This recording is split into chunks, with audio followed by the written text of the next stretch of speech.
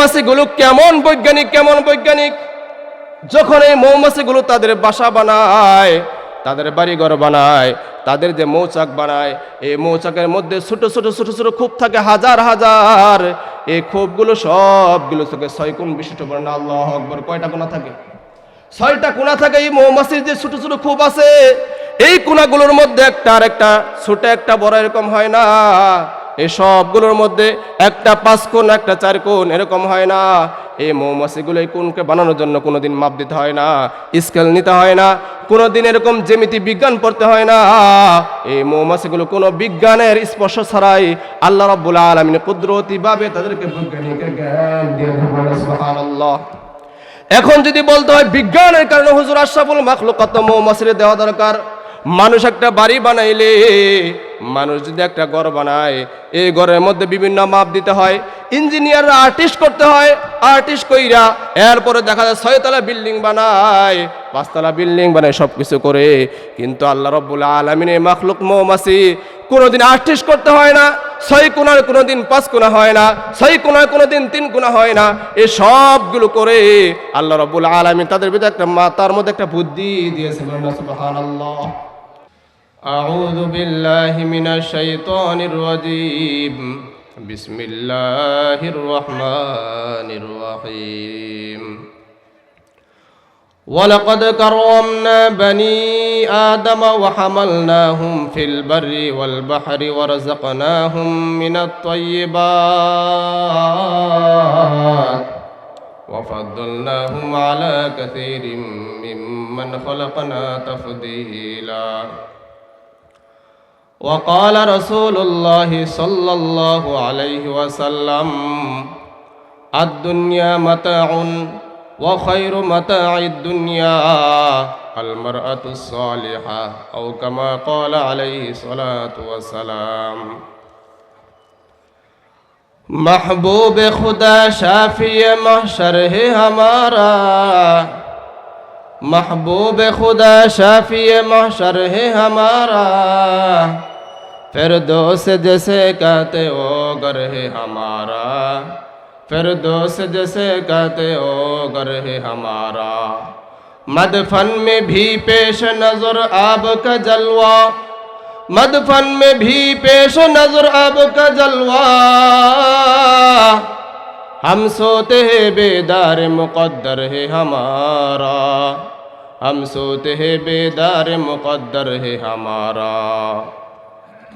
आजिज़ हो गुनाहगार हो आए खालिक अकबर दिन रात करता हो दुआ हाथ उठा कर दिन रात करता हो दुआ हाथ उठा कर डरते नहीं दुनिया में मुसलमान किसी से डरते नहीं दुनिया में मुसलमान किसी से जब मिल गई दौलती मन नबी से जब मिल गई दौलती मन नबी से मेराज की हमारा नबी सबअ समावात मेराज की हमारा नबी सबअ समावात नहीं बोला हो हाँ हम नबी गुनाहगार उम्मत नहीं बोला हो हाँ नबी हम गुनाहगार उम्मत ला इलाहा इल्लल्लाह ला इलाहा इल्लल्लाह ला इलाहा इल्लल्लाह ला इलाहा इल्लल्लाह ला इलाहा इल्लल्लाह ला इलाहा इल्लल्लाह अल्लाह अल्लाह क्या मुबारक नाम है अल्लाह अल्लाह आशिकों का काम है मैं आशिक मौला हूँ मेरा इश्क निराला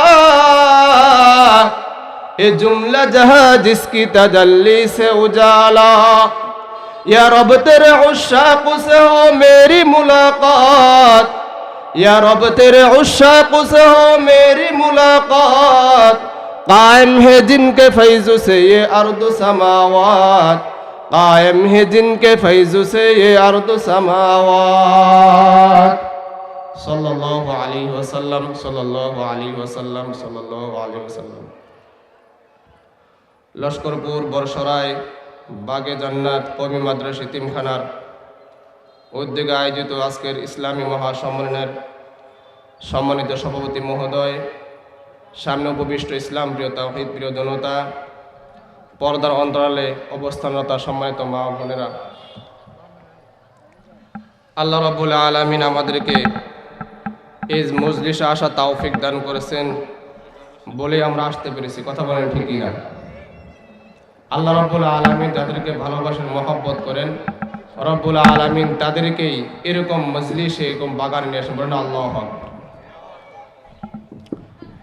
এই মজলিসে কেমন দাম, এই মজলিসটা কেমন দামি মজলিস, আপনাদেরকে যেহেতু অনেক উলামা একরাম এখানে তাশরিফ আনবেন, সে দীর্ঘ সময় আলোচনা করার কোনো সুযোগ নেই।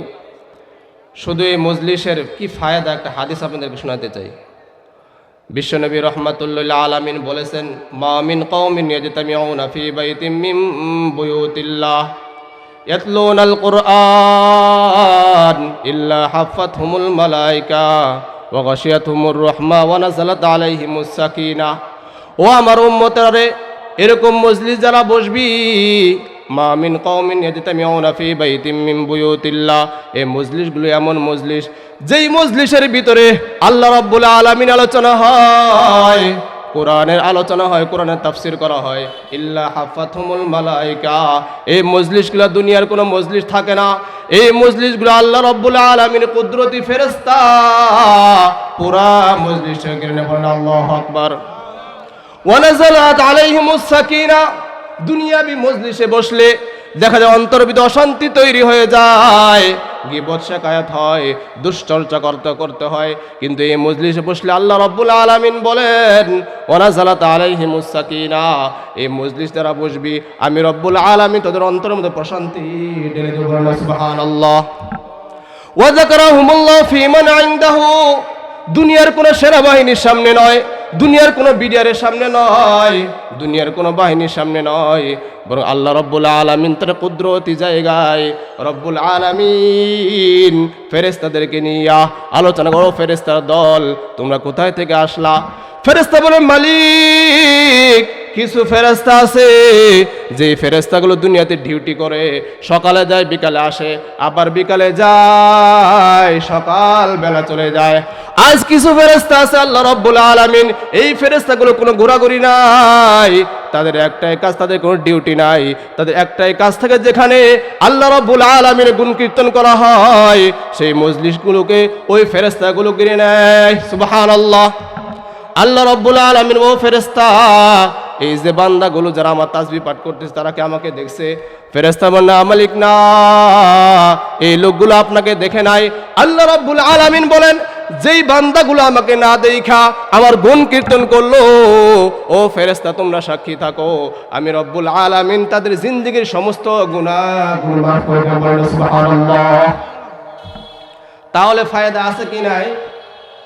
এই মজলিসগুলোর ভিতরে আসলে অনেক ফায়দা আল্লাহ রাব্বুল আলামিন দিয়ে দিবেন। সেই জন্য যারা বাইরে ঘোরাঘুরি করতেছি, মনে হয় আগামীকাল এই মজলিস থাকবে না। সেই জন্য যে সকল ভাইয়ারা আমার এদিক সেদিক ঘোরাফেরা করতেছি, ফাস্তাবিকুল খায়রাত, কোরআনে কারিমের ভিতরে বলা হচ্ছে, ও বান্দা, তোমরা নেক কাজে কে কার আগে যাওয়া। সাহাবা একরামের নিয়ম ছিল, নেক কাজে কে কার আগে যাইতো, গুনাহ থেকে কে কার কাছ থেকে পিছিয়ে থাকতে পারতো, গুনাহ থেকে কিভাবে পরশ করা যায়, তাদের এই চেষ্টা ছিল। আর সাহাবা একরামের চেষ্টা ছিল সব সময় নেক কাজে কে কার আগে করতে পারে, সেই চেষ্টা তাদের ভিতরে ছিল। বলেন আল্লাহু আকবার। তাহলে এই মজলিসগুলো আসলে লাভ না ক্ষতি?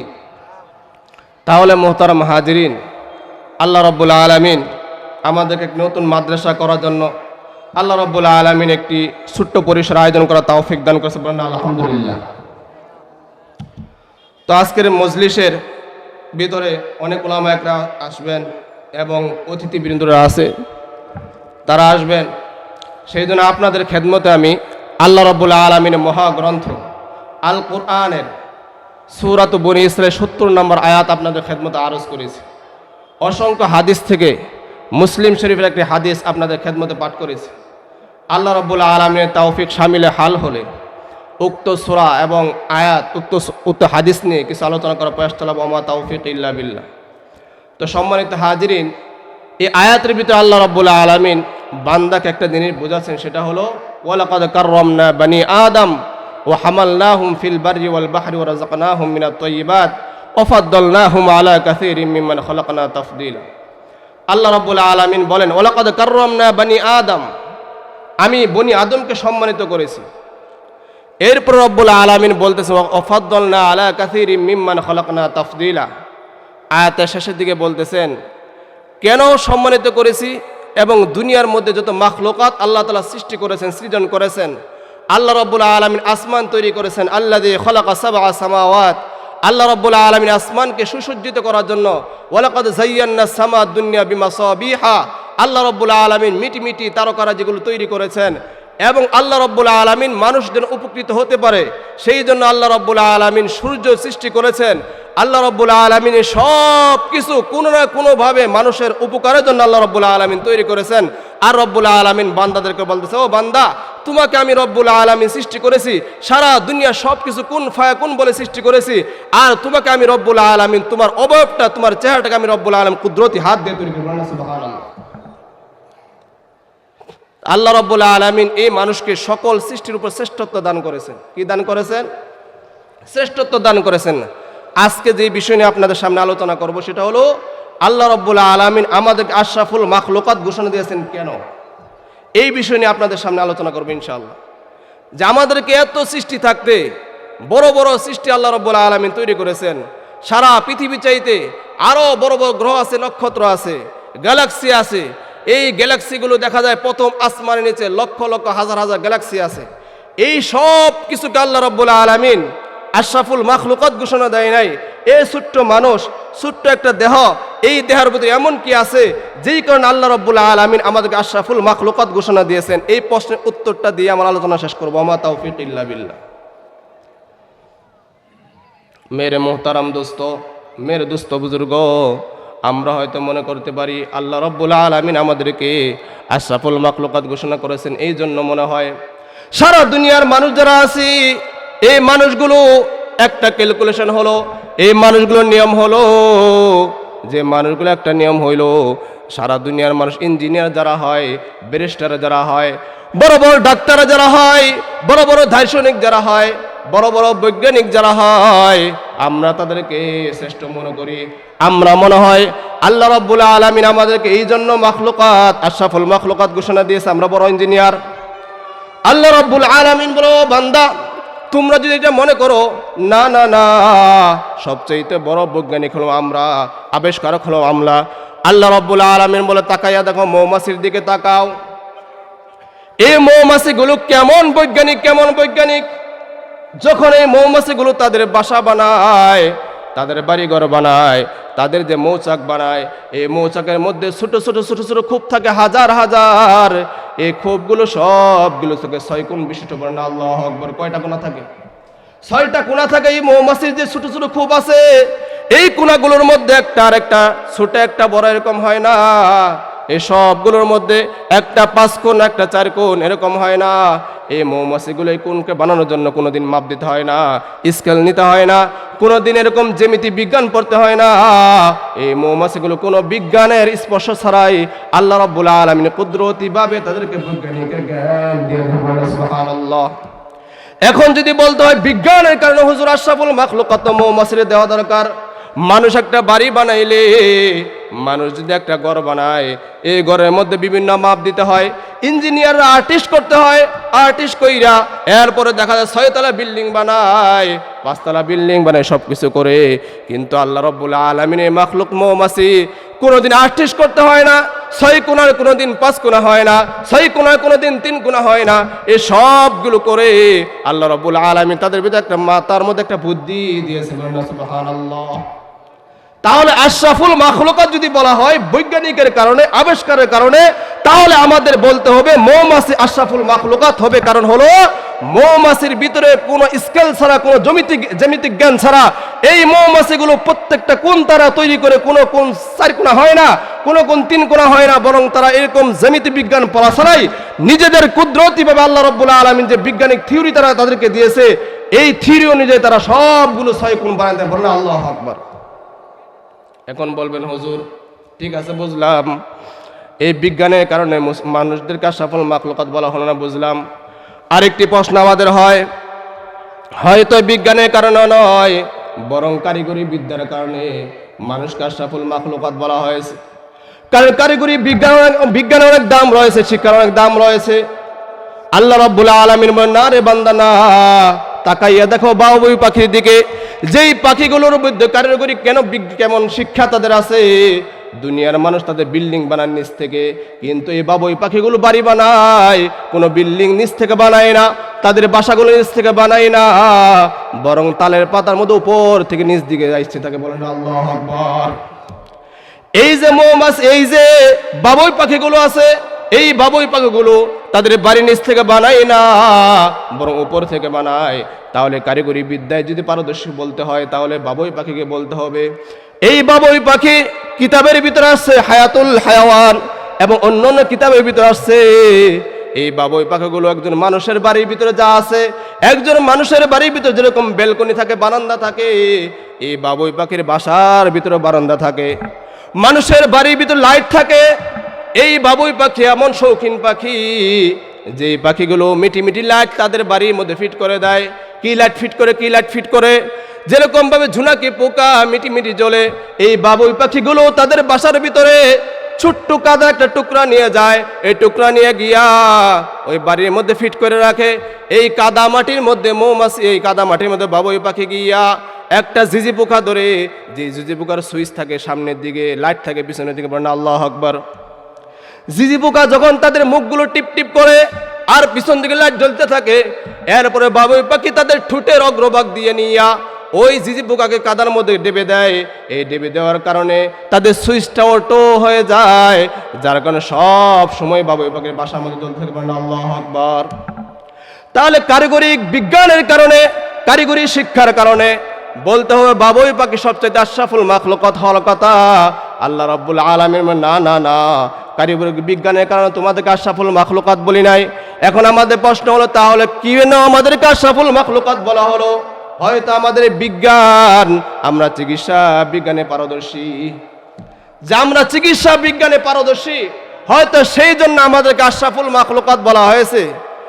প্রাণী বিজ্ঞানী ইমাম কাজবিনী রহমাতুল্লাহ আলাইহি খালাকুল হায়াওয়ান একটা প্রায় কিতাব আছে, এই কিতাবের ভিতরে লেখছেন যে মানুষকে কেন আশরাফুল মাখলুকাত বলা হলো। অনেকে মনে করতে হয়তো চিকিৎসা বিদ্যা আমরা খুব পারদর্শী, সেই জন্য আমাদেরকে আশরাফুল মাখলুকাত বলা হয়েছে।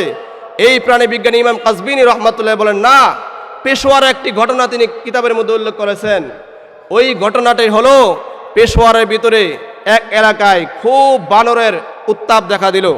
বানর খুব ডিস্টার্ব করে, মানুষের জিনিসপত্র খেয়ে ফেলে, মানুষে খুব ডিস্টার্ব করে অবস্থা হয়ে গেছে।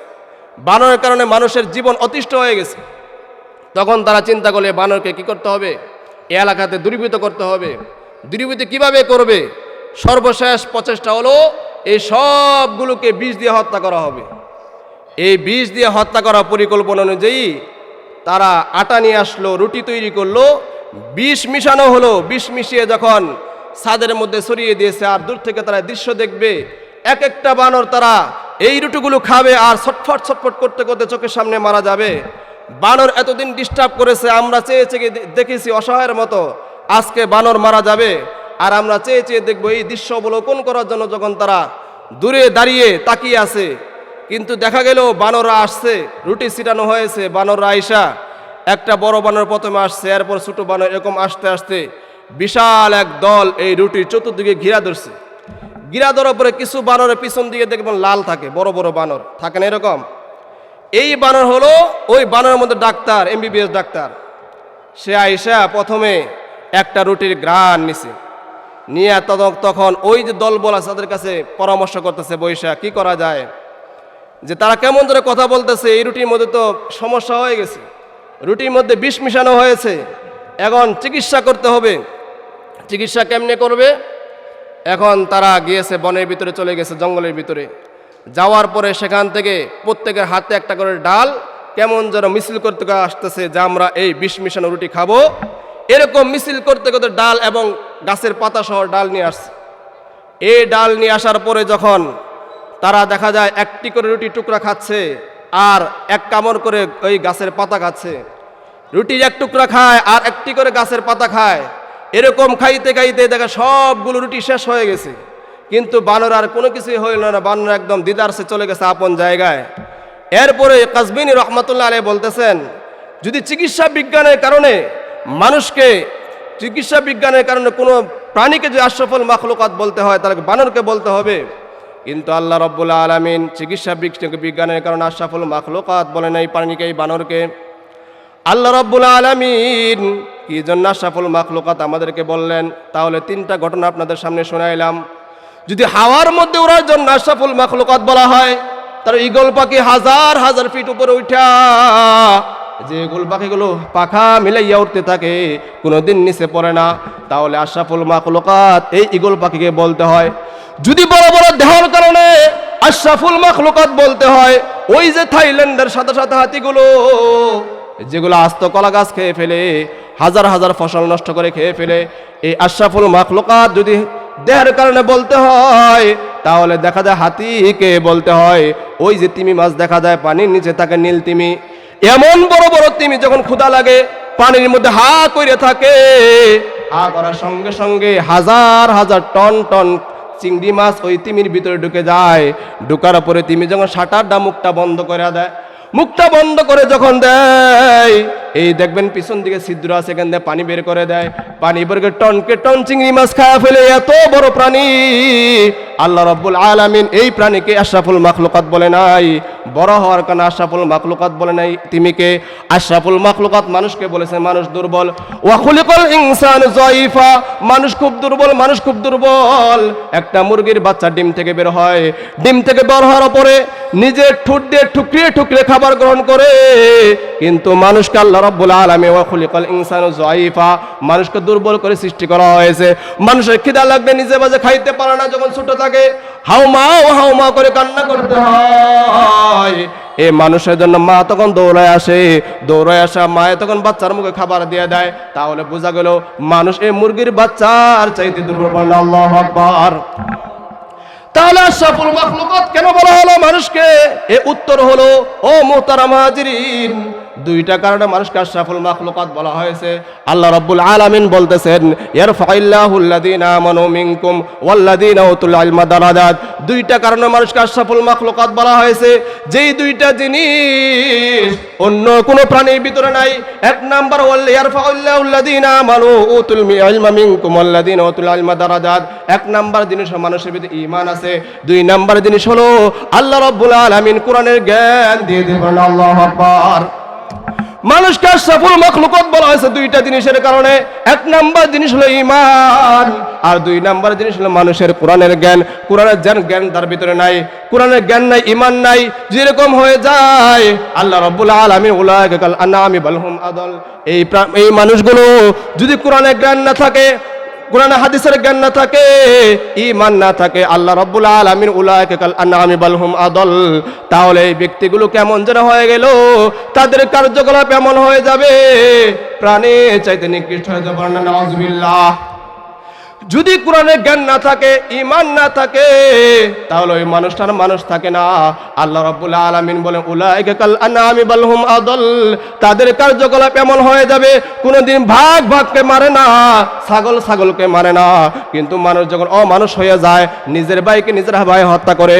দেখা যায় জমির জন্য দ্বন্দ্ব শুরু হয়ে গেছে, উঠানের মধ্যে বেড়া দিয়ে দিয়েছে, আরেকবার উঠানের মধ্যে হাল চাষ শুরু করে দিয়েছে। এই যে মানুষ যখন দ্বন্দ্ব লাগে, ভাগকে মারে না, ছাগলকে মারে না, কিন্তু মানুষ যখন নিকৃষ্ট হয়ে যায়, আল্লাহ রাব্বুল আলামিন উলাইকা কাল আনআমি বাল হুম আদাল উলাইকা হুমুল গাফিলুন, এই ব্যক্তিগুলো এমন হয়ে যায় কেমন যেন তারা এই হিংস্র জানোয়ারের চাইতে নিকৃষ্ট হয়ে যায়। কথা বলেন ঠিক কি না? তাহলে ঈমান যার ভিতরে থাকবে এবং কোরআনের জ্ঞান যার ভিতরে থাকবে, সে আশরাফুল মাখলুকাত হয়ে যাবে। সে কি হয়ে যাবে? আশরাফুল মাখলুকাত। তাহলে এক নাম্বার ঈমান থাকতে হবে। ঈমান যদি না থাকে, তাহলে মানুষ আশরাফুল মাখলুকাত হইতে পারবে না। সেই জন্য ঈমান আমাদের মজবুত রাখতে হবে। কি রাখতে হবে? ঈমান ধ্বংস হয়। আজকে দেখা যায় বর্তমান জমানায় ঈমান বিধ্বংসী অনেক আকীদা, অনেক কার্যকলাপ সমাজে এরকম প্রচার আছে। যেমন একটা গুনাহ হলো শিরিকের গুনাহ। শিরিক আবার দুই প্রকার, শিরকে জালি, শিরকে খাফি। শিরকে খাফি বলা হয় কোনো আমল করা, যে আমলটা মানুষকে দেখানোর জন্য করা হচ্ছে, আল্লাহ রাব্বুল আলামিন হয়তো কোনো না কোনোভাবে আল্লাহ রাব্বুল আলামিন এটা মাফ করে দিবেন।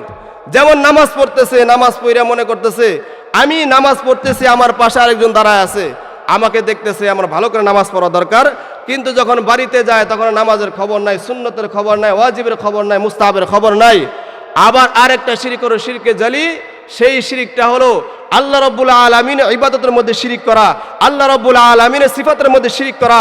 আল্লাহ রাব্বুল আলামিন যেরকম ইবাদত উপযুক্ত, কোনো মাখলুককে, কোনো মানুষকে, কোনো ব্যক্তি যদি ইবাদতের উপযুক্ত মনে করে, তাহলে একজন হিন্দু যেরকম কাফের হয়ে যায়, একজন খ্রিস্টান যেরকম কাফের হয়ে যায়, ঠিক তদ্রূপভাবে যেই ব্যক্তি আল্লাহ রাব্বুল আলামিনের যে জালি আছে, এই জালির মধ্যে যেই ব্যক্তি শিরিক করলো, সে ওই ব্যক্তির মতো কাফের হয়ে যাবে। নাউজুবিল্লাহ বলেন।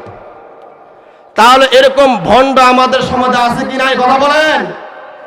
যেই লোকগুলো নিজের ঈমান বিক্রি করে, দেখা যায় একটা জায়গায় মান্নত করে, ফাল্লা পীরের মাজারে মান্নত করে, আমার পীরে অনেক কিছু আছে। কি আছে? ল্যাংটা হয়ে চলে, ভিতরে মাল আছে, মাল যা আছে দেখা যেতেছে। কথা বলেন ঠিক না? হ্যাঁ, অনেক সময় দেখা যায় সমাজের ভিতরে লাফালাফি করে, মুর্শিদ নিয়ে লাফালাফি করে। এই মুর্শিদ নিয়ে লাফালাফি করে যে আল্লাহরে পাওয়া যাইতো, লাফালাফি করা যদি আল্লাহর অলির একটা গুণ হইতো, তাহলে ব্যাং হইতো সমাজের ভিতরে সবচেয়ে বড় আল্লাহর অলি। কথা বলেন ঠিক কিনা? আর হুক্কা হুয়া করে অনেক মানুষ আছে, এই হুক্কা হুয়া করে যে আল্লাহরে পাওয়া যাইতো জিকির যে করে, তাহলে শিয়াল পণ্ডিত যে সকালবেলা হুক্কা হুয়া করে, এই শিয়াল পণ্ডিতগুলো সবচেয়ে বড় আল্লাহর অলি হইতো। কথা বলেন ঠিক কিনা? এখন মান্যত আমরা যে ভণ্ড পীরে মাজারে মানি, এই যে পাইকপাড়া মাজার আছে এবং এই ফাল্লা পীরের মাজার আছে, যত মাজার রয়েছে, যেই মাজার গুরু কোরআন হাদিসের বিপরীত থাকবে, সেই প্রত্যেকটা মাজারকে ঘুরিয়ে দিতে হবে। কথা বলেন ঠিক কিনা? তাহলে মোহতারাম হাজিরিন, এতদিন পর্যন্ত আমরা মান্যত করেছি ফাল্লা পীরের মাজারে, যেখানে মান্যত করলে ঈমান চলে যায়, যেখানে মান্যত করলে চাইতে হবে কার কাছে? কথা বলেন, আল্লাহর কাছে চাইতে হবে। সব কিছু দেওয়ার মালিক হলো আল্লাহ। সব কিছু দেওয়ার মালিক কে? আল্লাহ। এখন যদি এই পীর ভণ্ড পীরদের কাছে চাই, তাহলে ঈমানও চলে যাবে, জিনিসটাও চলে যাবে। সেই জন্য বর্ষারায়, লস্করপুর সহ যারা আশপাশে আমরা অবস্থান করি, এখন থেকে কোনো মান্যত এই কোনো ভণ্ড পীরের দরবারে হবে না, বরং সব মান্যত এতিম পোলাপান যারা আছে, ছাত্র যারা আছে, তলেবুল আলেম যারা আছে, তাদেরকে খাওয়াবেন। ঘটনা আছে কিতাবে তাওয়াক্কুল শাহ রহমাতুল্লাহ আলাইহি একজন আল্লাহর ওলি ছিলেন। এই আল্লাহর ওলি প্রতিদিন মানুষকে খাওয়ায়। খাওয়ানোর পরে যখন ঘুমায় স্বপ্নে দেখে, নবী সাল্লাল্লাহু আলাইহি সাল্লাম বলে, ও তাওয়াক্কুল শাহ, তুমি যে প্রতিদিন খাওয়াও, তুমি তো একদিন আমাকে খাওয়াও না।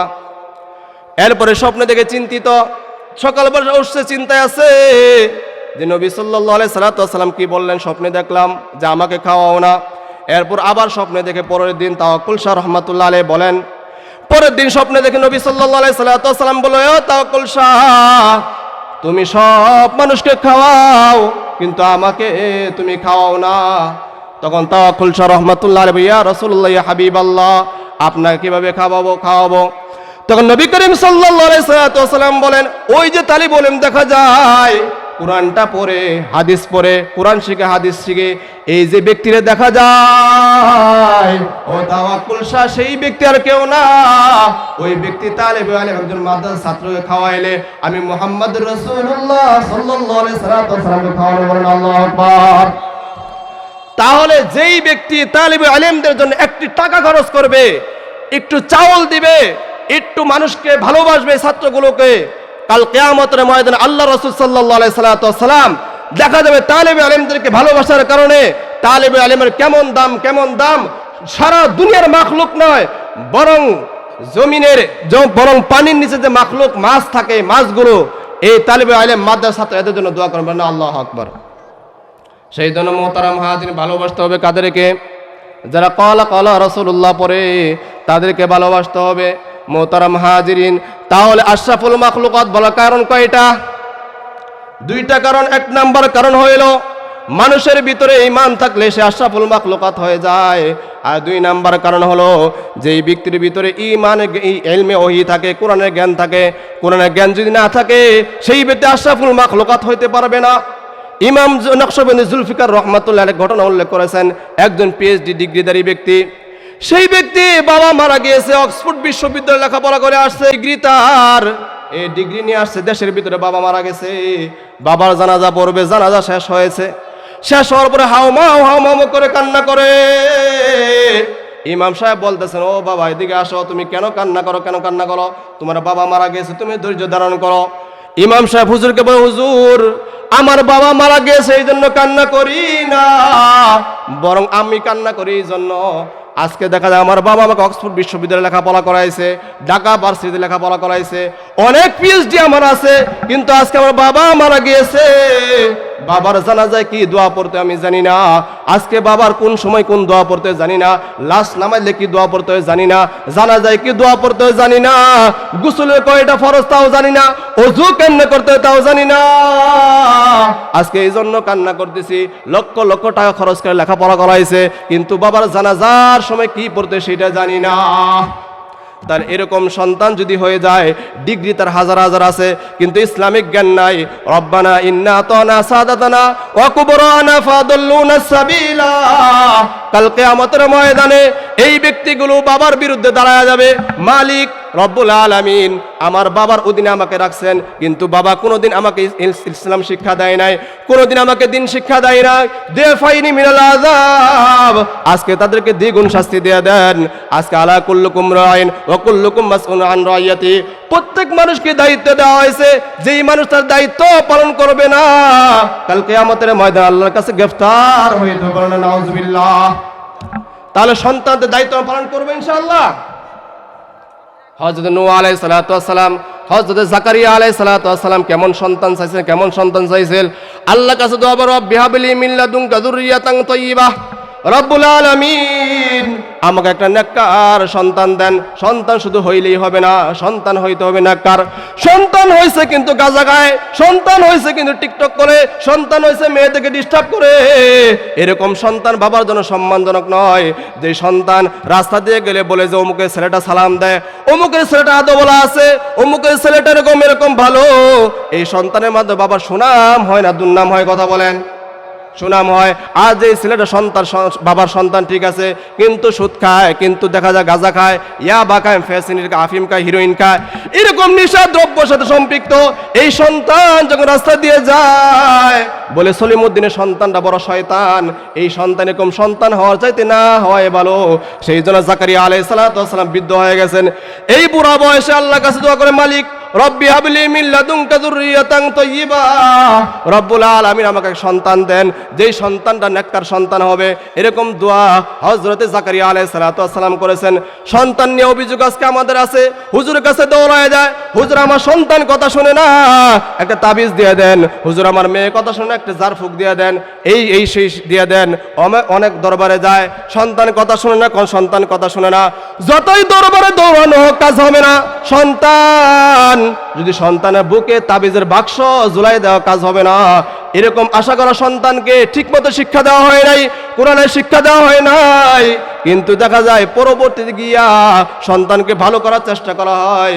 কিতাবওয়ালা বলেন এই সন্তানকে ভালো করার উদ্দেশ্য হলো, এই তাবিজ করার উদ্দেশ্য হলো, এরকম দোয়া চাওয়ার উদ্দেশ্য হলো, এই সন্তানকে দেখা যায় এই সন্তান আর কোনো সময় ভালো হবে না, কারণ সন্তানকে ভালো হওয়ার যে সময়টা ছিল সেই সময়টা আমরা কাজে লাগাই নাই। একটা চারা গাছ লাগানো হয়েছে, এই চারা গাছকে খুঁটা দিয়ে সোজা করা যায়, কিন্তু গাছটা যখন বড় হয়ে যায় সেই গাছটাকে 100 জন মিল্লা যদি টান দেয় সেই গাছটা নিচে নামানো যাবে কি যাবে না? কথা বলেন। সেই রকম ভাবে এক সন্তান যখন ছোট থাকে, 10 বছর থাকে, 20 বছর, যখন 10 বছর বয়স থাকে, এর আগে যখন সন্তানকে ধর্মীয় শিক্ষা দেওয়া হবে, সেই সন্তান পুলিশ হইলেও ভালো হয়ে যাবে, সেই সন্তান ইঞ্জিনিয়ার হইলে ভালো হয়ে যাবে। আর সন্তান যদি দেখা যায় বড় হয়ে যায়, সন্তানকে বাবা বলে ডাইনে যাও, সন্তান ভাবে যায়, সন্তানকে বলে তুমি সকালে ওইটা নামাজ পড়ো, তখন বলে তুমি বুইড়া হয়ে গেছো, তুমি পড়া, আমার পড়ার সময় নাই। সন্তান এখন কথা বলে কি কথা বলেন ঠিক কিনা? তাহলে সন্তানকে মানুষের মতো মানুষ করার জন্য শুধু তাবিজ জারফুক দিয়ে কাজ হবে না, বরং সন্তানের হক আদায় করতে হবে। একজন বুড়া মানুষ গিয়া হযরতে উমর রাদিয়াল্লাহু তাআলার জামানায় উমর রাদিয়াল্লাহু তাআলার কাছে গিয়া বলি, আর উমর রাদিয়াল্লাহু আমিরুল মুমিনিন, আমার সন্তান আমার অবাধ্য হয়ে গেছে, সন্তান আমার কথা শুনে না। এই অভিযোগ যখন করছে, সন্তান কথা শুনে না, উমর রাদিয়াল্লাহু রাগান্বিত মানুষ, এমন রাগ তার এমন রাগ যেই রাস্তা দিয়ে ওমর রাদিয়াল্লাহু তাআলা যায় সেই রাস্তায় শয়তান আর যায় না, এমন রাগী মানুষ। এই রাগী মানুষকে অভিযোগ দেওয়া হয়েছে, আপনার সন্তান আমার কথা শোনে না, আমার কথা শোনে না। এরকম অভিযোগ যখন দেওয়া হয়েছে, সন্তানকে ডেকে পাঠানো, সন্তানকে নিয়ে আসো। সন্তান ভয়ে থরথর করে কাঁপতে কাঁপতে আয়েশা বলতেছে, আমিরুল মুমিনিন, আমাকে আপনি ডাকছেন, কি বলেন বলেন। দুঃসাহসী সন্তান ছিল আয়েশা, আমিরুল মুমিনিন, এখন আমাকে বলেন কি বলবেন। তখন ওই আমিরুল মুমিনিন বলতেছে, ও মিয়া, তুমি বলে তোমার বাবার কথা শোনো না? তখন বলতেছে, হ্যাঁ, আমার বাবার অবাধ্য সন্তান আমি হয়ে গেছি। আগে বলেন, বাবার উপরে সন্তানের হক আছে, সন্তানের উপর বাবার হক আছে কি নাই? কথা বলেন, কথা বলেন, আছে কি নাই? বাবার হকটা আমরা চাই। আমার সন্তান আমার কথা শুনে না, বিদেশ থেকে টাকা সব বউয়ের কাছে পাঠায়, এ অভিযোগ করে কি করে না? কথা বলেন। কিন্তু সন্তানকে মা বাবার মর্যাদা সম্মান শেখানোর যে সময় ছিল, এই সময়টা আমরা কাজে লাগাই নাই, সেই জন্য সন্তান এরকম হয়ে গেছে। ওই যুবক বলতেছে, আমিরুল মুমিনিন, আপনি ঠিকই শুনছেন, আমার বাবার অবাধ্য সন্তান, আমার বাবার আমি হক আদায় করি না, কিন্তু আমার বাবাকে জিজ্ঞেস করেন আমার বাবা আমার কতটুকু হক আদায় করেছে। তখন উমর রাদিয়াল্লাহু বলতেছে, বুড়া মিয়া, আপনি সন্তানের হক কেমন আদায় করছেন? কি কি হক আদায় করছেন? উমর রাদিয়াল্লাহু তাআলা বলেন, সন্তানের বাবার উপরে 3টা হক রয়েছে। কয়টা হক? উমর রাদিয়াল্লাহু তাআলা, 1 নাম্বার হক হলো, এই বাবার 1 নাম্বার হক হলো, সন্তান দুনিয়া আসার আগেই বাবা যখন বিবাহ কাজ সম্পন্ন করবে, সেই জন্য বাবার উচিত হলো আমার সন্তানের মা যিনি হবে, সেই মাটা যেন নেককার হয়। সেই মা কি হয়? নেককার হয়। নেককার মা ছাড়া কোনোদিন আল্লাহর ওলি আশা করা যায় না। বুখতিরউদ্দিন কাকি রহমাতুল্লাহ আলাইহি, মা কেমন ছিল? সন্তানকে মাদ্রাসায় নিয়ে গেছে, ছোট্ট বাচ্চা, কোনোদিন স্কুলের বারান্দায় যায় নাই, মাদ্রাসায়ও বারান্দা যায় নাই। এই সন্তানকে নিয়ে গেছে মক্তবের মধ্যে, হুজুরকে গিয়ে বলে, হুজুর আমার সন্তান লেখাপড়া স্টার্ট করবে, সুতরাং তাকে আলিফ বা তাসা থেকে সবক শুরু করেন। হুজুর যখন বলছে, বাবা তুমি বলো আলিফ, তখন এই ইখতিয়ারউদ্দিন বুখতির কাকি রহমাতুল্লাহ, আলিফ লাম মিম যালিকাল কিতাবু লা রাইবা ফি হুদাল লিল মুত্তাকিন, এরকম পড়া শুরু করে দিয়েছেন। পড়তে পড়তে পড়তে পড়তে দেখা যায় কোরআনের একটা অংশ পড়ে পড়ে সুবহানাল্লাহ। উস্তাদ আশ্চর্যজনিত হয়ে গেছে, দৌড়ে গেছে সন্তান নিয়া। ও মা, আপনি যে ভর্তি করে আপনার সন্তানকে, আপনার সন্তান স্কুলে পড়ে নাই, মাদ্রাসায় পড়ে নাই, কিন্তু আপনার সন্তানকে আলিফ বা পড়াতে বলছেন, কিন্তু আলিফ শুরু করেছে আমি। এই সন্তান আলিফ লাম থেকে শুরু করে কোরআনের অংশ পড়ে বলছে আল্লাহু আকবার। তখন মা বলতে, হুজুর বিশ্বাস করে আমি কোনোদিন আমার সন্তানকে লেখাপড়া করাই নাই, কিন্তু আমি একটা আমল করেছি। আমার সন্তান যখন আমার গর্ভে ছিল, কোনোদিন এই সন্তানকে গর্ভ নিয়া এরকম এলোমেলো গুনার কাজ করি নাই, বড় সন্তানকে গর্বে নিয়া আমি কোরআন তেলাওয়াত করতাম। এই কোরআন তেলাওয়াতের কারণে দেখা যায় এই সন্তান আল্লাহর ওলি হয়ে গর্ভে থেকে জন্ম হয়েছে। আল্লাহু আকবার। সন্তানকে নিয়া আমাদের মা বোনরা তো টিকটক দেখে সময় কাটায়, টিকটক দেখা সময় দেখায়, স্টার জলসা, জি বাংলা, এগুলোর অনুষ্ঠান দেখা কি করে সময় কাটায়। সময় যেরকম এরকম কাটায়, দেখা যায় ইসরায়েলে প্রতি 100 জনে একজন করে বিজ্ঞানী, কয়েকজন করে? প্রতি 100 জনে একজন করে বৈজ্ঞানিক তৈরি। কেন জানেন? তারা সন্তান গর্ভে নিয়ে টিভি দেখে না, তারা সন্তান গর্ভে নিয়ে ইউটিউব দেখে না, তারা সন্তান গর্ভে টিকটক দেখে না, বরং তারা সন্তান গর্ভে নিয়ে বীজগণিতের বড় বড় যে সূত্রগুলো আছে, কঠিন করে সূত্র, এই সূত্রগুলো তারা গর্ভ অবস্থায় পড়তে থাকে। তারা বিশ্বাস করে যে আমি যেরকম শিখবো, আমার যে আমল থাকবে, আমার সন্তান সেরকম গড়ে উঠবে। সেই জন্য দেখা যায় তারাই বিশ্বাস করে, তাদের বিশ্বাস অনুযায়ী। সুতরাং মুসলমানদের বিশ্বাস থাকা উচিত, আমার সন্তান যখন গর্ভে আসবে, আমি টিকটক দেখবো না, ইউটিউব দেখবো না, বরং আল্লাহর কালামুল্লাহ শরীফ তেলাওয়াত করবো। তাহলে বখতিরউদ্দিন কাকি রহমাতুল্লাহের মতো, আব্দুল কাদের জিলানী রহমাতুল্লাহের মতো আমার সন্তান গর্ভ থেকে আল্লাহর ওলি হয়ে যাবে। আল্লাহু আকবার।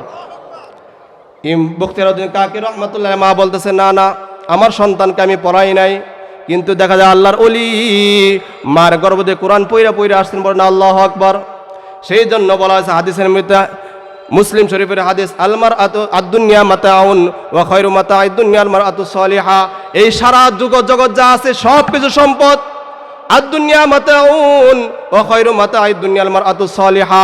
যার ঘরে একজন নেককার স্ত্রী আছে, 100 বিঘা জমি আছে, তার বিপরীতে কিন্তু একজন নেককার স্ত্রী আছে, ও 100 বিঘা জমি, 1000 বিঘা জমি চাইতে একজন নেককার স্ত্রী আল্লাহর কাছে উত্তম। আল্লাহু আকবার। নেককার স্ত্রী থাকলে জামাই নামাজ না পড়লে অনেক সময় কি করতে হয়? পড়তে হয়। অনেক সময় কি করতে হয়? পড়তে হয়। মুহাজিরে মক্কি রহমাতুল্লাহ আলাইহি ঘটনা। মুহাজিরে মক্কি রহমাতুল্লাহ আলাইহি যত বড় তাসাউফের লাইনে আমরা কাজ করি ভারত উপমহাদেশে, তাদের একটা সিলসিলা আসছে মুহাজিরে মক্কি রহমাতুল্লাহর কাছ থেকে। তো মুহাজিরে মক্কি রহমাতুল্লাহ এক জায়গায় বয়ান করার জন্য আসছেন। আসার পরে দেখা গিয়েছে ওই এলাকার ভিতরে একজন ব্যক্তি আছে, শীত আসলে কোনোদিন গোসল করে না। কি করে না? গোসল করে না। কিন্তু স্ত্রী ছিল নেককার। স্ত্রী কি ছিল? নেককার ছিল। স্ত্রী বলতেছে এই মুহাজিরে মক্কি রহমাতুল্লাহ আলাইহি এত বড় আল্লাহর ওলি, তিনি এলাকায় আসবেন, সুতরাং আমার জামাইটাকে কোনোভাবে পাঠানো যায় কিনা চিন্তা করতেছে। কিন্তু ওই বেটা একটা স্বভাব ছিল যে কোনো দিন সে ওয়াদা দিয়ে ওয়াদা খেলাফ করতো না। কি করতো না? অনেক সময় মানুষ নামাজ না পড়লে অনেক সময় কিছু কিছু গুণ থাকে, তার ভালো গুণ থাকে, কোনোদিন মিথ্যা কথা কয় না, এরকম মানুষ থাকে না? হ্যাঁ, এরকম মানুষ মুহাজিরে মক্কি রহমাতুল্লাহ আলাইহি ওই বয়ানের মধ্যে কেমনে পাঠানো যায় স্ত্রী চিন্তা করে মজার যত খাবার আছে যেগুলো স্বামী পছন্দ করে এই খাবারগুলো রান্না করছে। রান্না করে কাছে গিয়া বলে, স্বামী গো আজকে আপনি খান। খাওয়ার যখন মাঝখানে হয়ে গেছে আদর করে বলে, স্বামী আজকে আপনার কাছে একটা আবদার করব। কি আবদার? বলতে এই যে মুহাজিরে মক্কি রহমাতুল্লাহ আলাইহি আসবে, আজকে তার ওয়াজে যাইতে হবে আপনার। তখন বলে, না না না আমি ওয়াজে যাইতে পারবো না। গেলেই খালি হুজুরে হাত উঠাইতে বলে। কি করে? যে নামাজ পড়বে হাত উঠাও, ওযু করবে হাত উঠাও। এই হাত উঠাইয়া ওয়াদা দিয়ে ওয়াদা খেলাফ করতে আমি পারবো না। শীতকাল কেমনে গোসল করব? এরপর ঠিক আছে বলতে, তুমি তো আমার ওয়াদা করছিলা যে আমার কথা শুনবা মানবা, এখন এই ওয়াদা রাখো। ঠিক আছে। এরপরে গেছে। যাওয়ার পরে যখন মুহাজিরে মক্কি রহমাতুল্লাহ আল্লাহর ওলি, বড় আল্লাহর ওলি, এত আল্লাহর ওলি, তিনি যখন বয়ানের মাঝখানে বলছেন ভাই কে কে নামাজ পড়বে, তখন ওই ব্যক্তি কিছু লোক হাত উঠাইছে আর ওই ব্যক্তি দাঁড়ায় বলতেছে, হুজুর আমি নামাজও পড়বো না, বাড়ির থেকে বউয়ের কাছে বলে আসছি যে ওয়াজ শুনবো, কিন্তু নামাজ পড়ার জন্য ওয়াদা করবো না।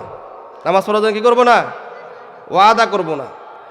এই কথা বলতেছে মুহাজিরে মক্কি রহমাতুল্লাহ আলাইহির সামনে এই স্টেজের এই প্যান্ডেলের মাঝখানে দাঁড়ায়। মুহাজিরে মক্কি রহমাতুল্লাহ আলাইহি কেমন দৃষ্টি ছিল, কেমন দৃষ্টি ছিল! আল্লাহর ওলিদের দৃষ্টি স্বাভাবিক কোনো দৃষ্টি নয়। আশরাফ আলী থানভী রহমাতুল্লাহ আলাইহি যখন মুরাকাবা করতেন, জিকির করতেন, জিকির করার পরে যখন কোনো কুকুরের দিকে তাকাইতো, এই কুকুরটা স্বাভাবিক কুকুরের মতো থাকতো না, ঘেউ ঘেউ করতো না, বরং চুপচাপ বসে থাকতো। আল্লাহর ওলিদের এরকম দৃষ্টি হলো এমন দৃষ্টি। ও মুহাজিরে মক্কি রহমাতুল্লাহ বলতেন, ঠিক আছে বাবাজি, তোমার নামাজ পড়ার দরকার নাই, সুতরাং তুমি বাড়িতে চলে যাও। বাড়িতে যাওয়ার পরে এরপরে যখন বাড়িতে গিয়েছে, বাড়িতে যাওয়ার পরে বিছানায় ঘুমাইছে, ঘুমানোর পরে শোল চুলকায়, এদিক দিয়ে চুলকায়, পায়ের মধ্যে চুলকায়। স্ত্রী বলতেছে, ও স্ত্রী হুজুরে কি মেডিসিন দিয়া দিল? ওয়াজ শোনার আগে চুলকাইতো না, কিন্তু এমন চুলকায়। স্ত্রী বলে, ঠিক আছে চুলকানোর ওষুধ একটা আছে, সেইটা কি? সেইটা হলো গরম পানি দিয়ে আপনি উজু করেন। কি করেন? উজু করেন। এরপরে দেখা গিয়ে উজু করেছে, গরম পানি দিয়ে উজু করছে। এবার মনে মনে বলে, হুজুরদের হাত উঠাইছিলাম নামাজ না পড়ার জন্য, কিন্তু ওযু যেহেতু কইরেই ফেলছি, এখন আমি পবিত্র হয়ে গেছি, গোসল যেহেতু কইরেই ফেলছি, নামাজটা পড়ে নেই। নামাজটা পড়ছে। এরপর ফজর নামাজ পড়ছে। ফজর নামাজ পড়া আবার জোর নামাজ। এবার বলে, না না কান ধরলাম, আর নামাজ পড়বো না, এক ওয়াক্ত তো পড়ছি আমি, ঠিক আছে। এরপর আবার চুলকানি শুরু হয়ে গেছে। বলেন আল্লাহু আকবার। কি শুরু হয়ে গেছে? আবার চুলকানি শুরু হয়ে গেছে, আবার চুলকায়। এবার স্ত্রীর কাছে গিয়ে বলে, স্ত্রী রে এমন কি হাওয়া আমার শরীরে লাগলো, নামাজের সময় হয়ে গেলে আমার শরীর খালি চুলকায়। স্ত্রী বলে, যাও যাও গিয়া তুমি নামাজের জন্য উজু করো। উজু করার পরে ব্যক্তির স্ত্রী থাকতে পারে না, নামাজ না পড়লে মনটা ছটফট করে এরকম ভাবে নামাজ পড়তে পড়তে এই ব্যক্তি, এই গোসল ছোড়া ব্যক্তি, ওযু ছোড়া ব্যক্তি আল্লাহর ওলি। আল্লাহু আকবার। স্ত্রী যদি ভালো হয়ে যায়, তাবলিগে যাওয়া সহজ, চিল্লায় যাওয়া কি সহজ। আর স্ত্রী যেরকম দুনিয়াবি হয়, তখন বলে এখন গোসা কাটতে হবে, এখন গরু দেখা যায় বিয়ে হবে, কিছুদিন পরে বাচ্চা হবে, এখন তোমার যাওয়া দরকার নাই। আর স্ত্রী নেককার হয়, বলে যে সব কিছু দেখবে হলো আল্লাহ, খালেক মালিক, সব কিছুর মালিক হলো আল্লাহ, তুমি যাও, সব কিছু দেখবে কে? আল্লাহ। এরকম করে স্বামীরে পাঠায় দেয়। তাহলে মোহতারাম দোস্ত বুজুর্গ, ওই যে বলতেছিলাম ওই যুবকটা ঈশা বলতেছে, আমিরুল মুমিনিন, আমার বাবার 3টা হক আমার ছিল, তার উপরে হক আদায় করে নাই।